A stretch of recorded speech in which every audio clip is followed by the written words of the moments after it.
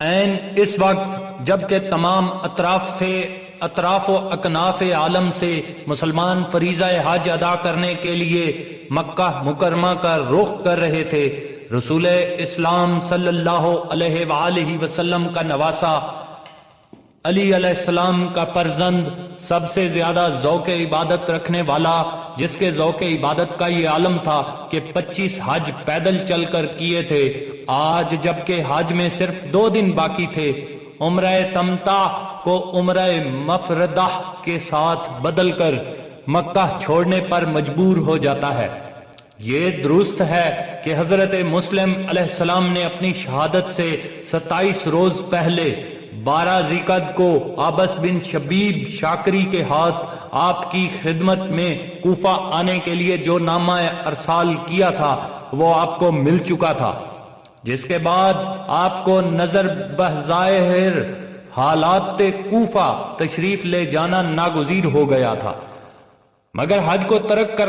ترک فرما کر اس قدر عجلت سے کام کیوں لیا گیا؟ تکمیل حج میں صرف 2 دن کا وقفہ تھا۔ کیا حسین علیہ السلام ایسے ذوق عبادت رکھنے والے بزرگوار کا یہ غیر متوقع اقدام غیر معمولی حالات و اسباب کے پیدا ہونے کی غمازی نہیں کرتا؟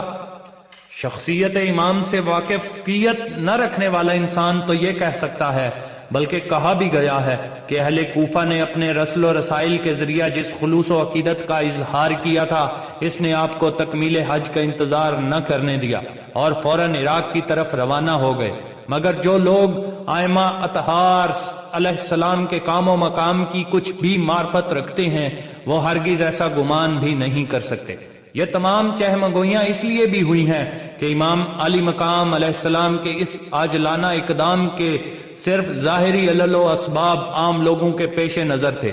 لیکن بنظر غیر حالات کا جائزہ لینے سے معلوم ہوتا ہے کہ یزید انیب نے حاجیوں کے لباس میں کئی آدمی بھیجے ہوئے تھے کہ موقع پا کر امام علیہ السلام کی شمع حیات کو گل کر دیں۔ کتب سیر و تواریخ کا مطالعہ کرنے سے اس امر کا ثبوت مل جاتا ہے،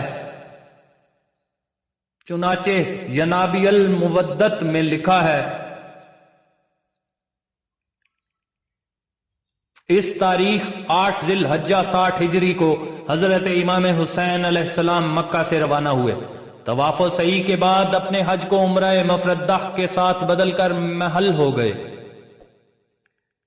کیونکہ آپ تکمیل حج نہ کر سکتے تھے، اس لیے کہ یزید نے بنو امیہ کے 30 شیطان صفت آدمی حج کے بہانہ سے حاجیوں کے لباس میں بھیجے تھے اور ان کو حکم دیا تھا کہ ہر حال میں حسین علیہ السلام کو شہید کر دے۔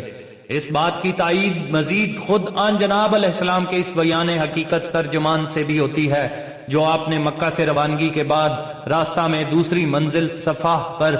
فرزدق شاعر کے اس سوال کے جواب میں دیا تھا کہ آپ حج ترک کر کے کیوں تشریف لے جا رہے ہیں؟ آپ نے فرمایا اگر میں جلدی نہ کروں تو گرفتار کر لیا جاؤں گا۔ حقیقت بین حضرات جانتے ہیں کہ اس طرح حضرت امام حسین علیہ السلام کی مکہ مکرمہ میں شہادت ہو جاتی تو اس سے 2 خرابیاں ضرور لازم آتی۔ اول یہ کہ مکہ مکرمہ اور بالخصوص خانہ خدا کی حتق حرمت ہوتی جسے حسین علیہ السلام ایسا محافظ آداب اسلامیہ و عارف حرمات الہیہ امام کسی طرح بھی گوارا نہیں کر سکتا تھا۔ چنانچہ آپ نے عبداللہ بن زبیر کے مکہ چھوڑنے کی وجہ دریافت کرنے پر فرمایا تھا کہ بخدا اگر میں مکہ سے صرف ایک بالشت بھی باہر قتل کیا جاؤں تو یہ امر مجھے اس سے زیادہ پسند ہے کہ مکہ کے اندر قتل ہوں۔ دوسرے، اس طرح دشمن بڑی آسانی کے ساتھ شہادت امام پر پردہ ڈالنے اور اپنی برات ظاہر کرنے میں کامیاب ہو جاتے۔ ممکن تھا طواف بیت اللہ، وقوف عرفات، قربانی، منا یا صفا و مروہ کے درمیان صحیح کرتے وقت آپ شہید کر دیے جاتے اور قاتل ہنگامہ دار و گیر سے بچنے کی خاطر لوگوں کے ازدحام میں گم ہونے میں کامیاب ہو جاتے۔ دریں حالات کون باور کرتا کہ اصل قاتل یزید یا اس کے مقرر کردہ آدمی ہے؟ سیاسیات ملکیہ میں ایسے گھناؤنے جرائم پر پردہ ڈالنے کے لیے ایسا کیا جاتا ہے، مگر امام علی مقام علیہ السلام حکومت وقت کے ان ہتھ کنڈوں سے کما حقہ واقف تھے اور مدینہ کا قیام بھی محض اسی لیے ترک کیا تھا کہ آپ کے واقع شہادت کو کوئی اتفاقی حادثہ سمجھ کر اس پر پردہ نہ ڈال دیا جائے۔ بہرحال یہ حقیقت بالکل واضح ہے کہ اگر سید الشہداء کی مکہ میں مخفی طور پر شہادت واقع ہو جاتی تو آج اس کو وہ اہمیت و عظمت حاصل نہ ہوتی جو اب اسے حاصل ہے، اور نہ ہی اس شہادت پر وہ آثار مرتب ہوتے جس کی خاطر حسین علیہ السلام ایسا حکیم اسلام اور نباز امت اس کو اختیار کر رہا تھا۔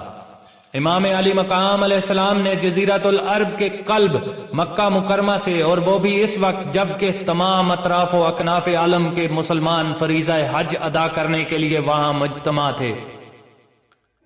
احرام حج توڑتے ہوئے عراق کی طرف روانہ ہو کر در حقیقت لوگوں کے جمود فکری کو توڑ دیا اور ان کو یہ سوچنے پر مجبور کر دیا کہ آخر کن حالات سے متاثر ہو کر حسین علیہ السلام نے یہ اقدام کیا ہے، اہل و عیال سمیت نانا کا جوار کیوں ترک کیا ہے، صرف 2 دن باقی تھے حج کیوں نہیں کیا، حسین علیہ السلام کیوں اور کہاں جا رہے ہیں۔ ہر آدمی کو یہ سوچنے پر مجبور کر دیا کہ وہ سوچے کہ وہ کون سے حالات تھے جنہوں نے حرم خدا میں بھی حسین علیہ السلام کو آرام و اطمینان کا سانس نہ لینے دیا، اور یہ کہ ان حالات کا ذمہ دار کون ہے۔ گویا اس طرح امام علی مقام علیہ السلام یہ اقدام کر کے یزید کے ظلم و ستم کو تشت ازبام کر دیا اور کوئی جارحانہ اقدام نہ کر کے اپنی صلح جوئی اور مظلومی کا لوگوں سے اعتراف کروا لیا۔ امام علیہ السلام کی اس حکیمانہ اقدام کا نتیجہ تھا کہ آپ کی شہادت کے بعد لوگوں پر یہ حقیقت آشکار ہو گئی کہ آپ کا قاتل کون ہے اور یہ کہ آپ مظلوم ہیں۔ اس طرح یزید اور یزیدی حقیقت پر پردہ نہ ڈال سکے۔